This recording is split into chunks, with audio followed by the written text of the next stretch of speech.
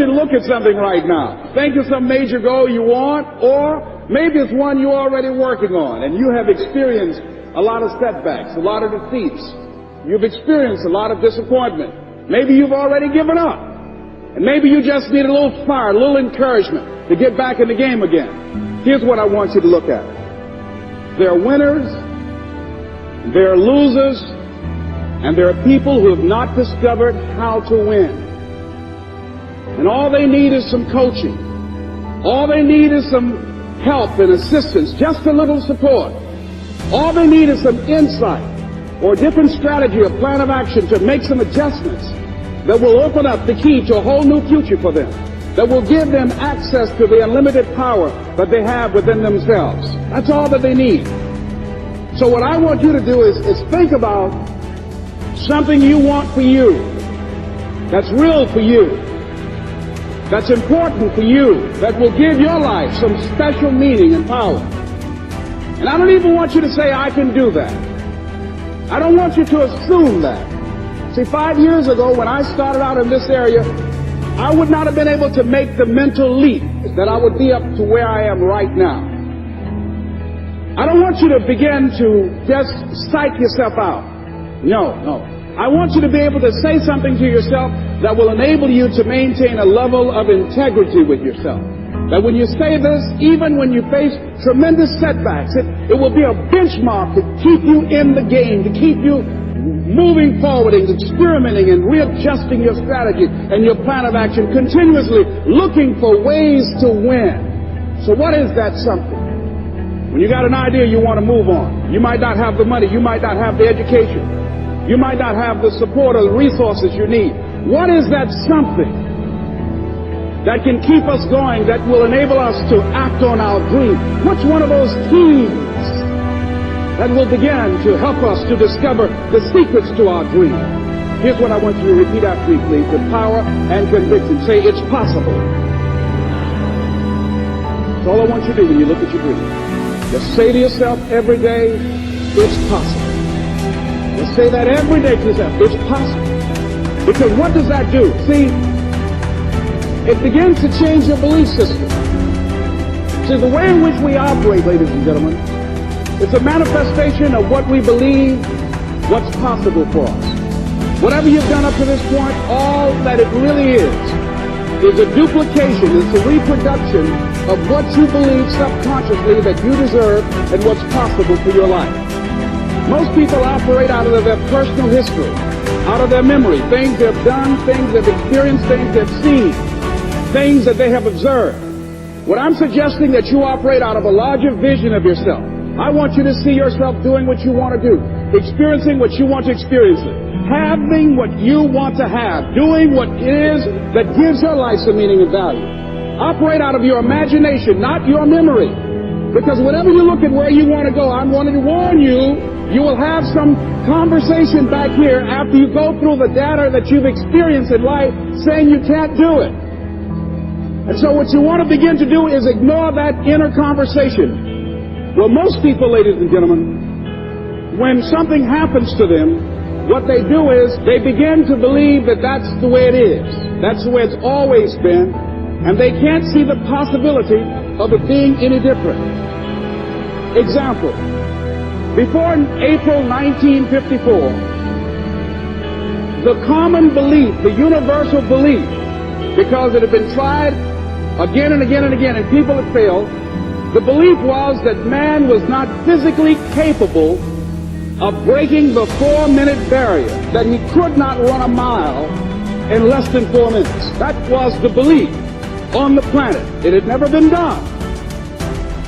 But here's what happened, ladies and gentlemen. Roger Bannister came along, and he broke the 4-minute barrier. Now here's what's significant about that. Since that time, up to this day, over 20,000 people have done it, including high school kids. What changed? 20,000 people, what changed? Here's what happened when they got on the track. They knew it had been done. And because they knew it had been done, there was a new belief about this barrier. about this goal that was unreachable. And those 20,000 people got in a race believing, knowing in their heart that someone had done it, that it's possible, that they could do it. And I'm saying that if you know anybody that had some goal, some dream, something they wanted to do, and they did it, then I'm saying that you know in your heart that if someone has done it, then you can do it. It's possible. And that if someone can make their dream become a reality, that it's possible that you can make your dream become reality. And so as you begin to look at where you want to go,